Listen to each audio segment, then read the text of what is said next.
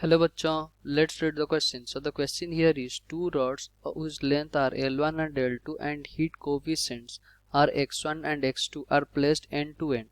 Find the heat conductivity coefficient of a uniform rod of length L1 and L2 whose conductivity is same as that of the system of these two rods. Okay, the lateral surfaces of rods are assumed to be thermally insulated. तो question में क्या पूछ रहा है, हमारे पास दो uniform rod है जिसका लेंथ L1 एंड L2 है और उसका हीट कंडक्टिविटी कोफिशिएंट है x1 एंड x2. ओके, तो जब हम इसको एंड टू एंड ज्वाइन कर दिए तो total length as a unit मतलब total rod as a unit उसका थर्मल कोफिशिएंट क्या होगा. ओके, हीट कंडक्टिविटी कोफिशिएंट क्या होगा. Okay, so the key concept of question here is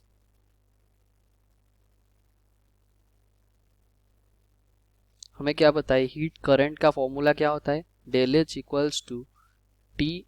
जैसे जैसे देखो, जैसे हमारा ये एक रॉड हो गया.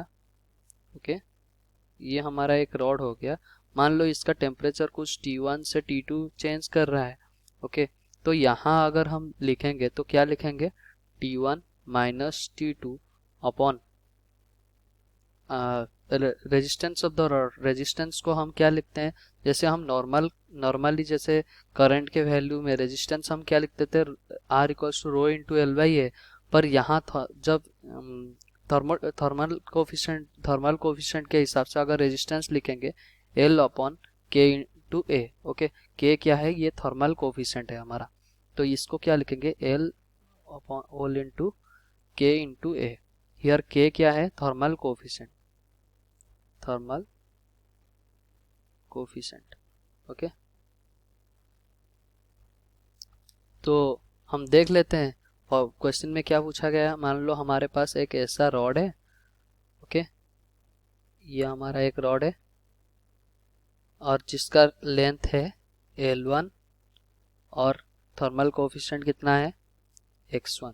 ओके, दूसरा एक रॉड है, मान लो ये एक दूसरा रॉड है जिसका लेंथ है L2, ये है L2 और उसका थर्मल कोफिशिएंट कितना बन गया, x2. ओके, तो हमें क्या क्या है, हमें क्या पता है, जो ये दोनों कैसे कनेक्ट किए हैं, सीरीज में कनेक्ट किए गए हैं. उसका मतलब हीट करंट कैसा रहेगा, हमेशा सेम रहेगा, हीट करंट बदलेगा ही नहीं.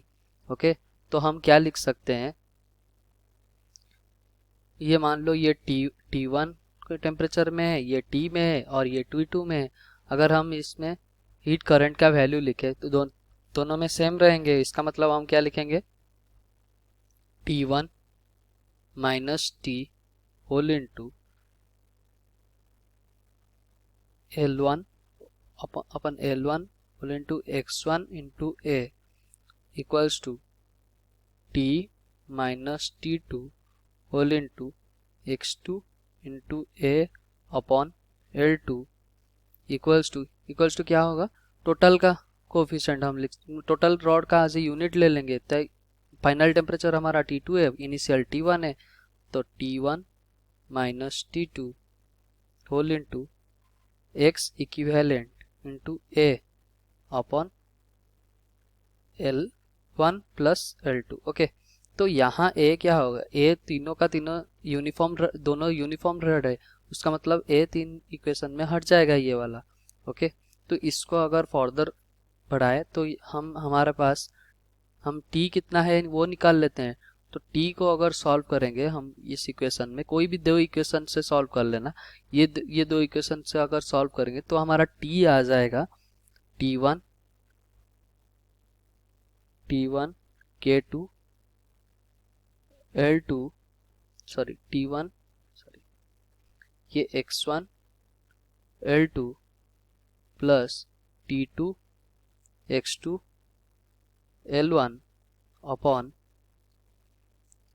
x1 L2 plus x2 L1. Okay, तो ये हमारा T का वैल्यू आ गया. तो कोई भी इक्वेशन में हम पुट कर लेते हैं T का वैल्यू क्या होगा. इन दोनों इक्वेशन सॉल्व किए, ये अगले बार हमें क्या निकालना है, एक्स इक्विवेलेंट निकालना है. तो T में पुट कर लेते हैं, हमारा जो T निकला, और ये दोनों इक्वेशन सॉल्व है, first and last equation solve कर लेते हैं। तो हमारा क्या आ जाएगा, टी का वैल्यू पुट कर लेते हैं उसमें। हम क्या लिखते थे, T1 minus T1 x1 into L2 plus T2 x2 into L1 upon x1 L2 plus x2 L1 equal ये whole into L1 upon sorry ये कितना है x1 upon L1 okay equals to final equation हमारा क्या था, T1 minus T2 whole into x equivalent upon L1 plus L2 okay. इसको further solve करते हैं तो हमारा क्या आ जाएगा, T1 x1 L2 plus T1 x2 L1 minus T1 x1 L2 minus T2 x2 L1 upon x1 L2 plus x2 L1 ये whole में जाएगा x1 upon L1 equals to T1 minus T2 upon L1 plus L2 whole into x equivalent okay. तो यहाँ से अगर हम देखें हमारा क्या आ जाएगा, ये वाला तो कैंसिल हो रहा है ओके। तो हमारा क्या आ जाएगा, T1 x1 x2 L1 minus T2 x2 x2 L1 upon x1 L2 plus x2 L1 whole into x1 upon L1 equals to T1 minus T2 upon L1 plus L2 whole into x equivalent okay. तो इसको अगर further increase करें, further बढ़ाए तो हमारा क्या आ जाएगा, हमारे पास जैसे कि इसको अगर फर्दर देखते हैं तो हमारा क्या हो जाएगा, x2 तो कॉमन आ जाएगा तो हमारा x2 L1 हमारा कॉमन आ जाएगा तो हमारा क्या हो जाएगा, T1 minus T2 whole into x2 into L ये कितना था, x2 into L1 okay, x2 into L1 okay divided by x1 L2 plus x2 L1 ये होल में कितना था into x1 upon L1 okay equals to T1 minus T2 whole into x equivalent upon L1 plus L2 okay. तो यहाँ से हमें L1 cancel हो गया तो इसको फिर आगे लेते हैं तो ये क्या बन जाएगा, और T1 माइनस T2 ये भी T1 माइनस T2 कैंसिल हो जाएगा तो हमारा क्या आ जाएगा, x2 into x1 whole into L1 ये वाला इधर ले आते हैं, क्रॉस मल्टीप्लाई कर लें L1 plus L2 divided by x1 L2 plus x2 L1 equals to x equivalent okay.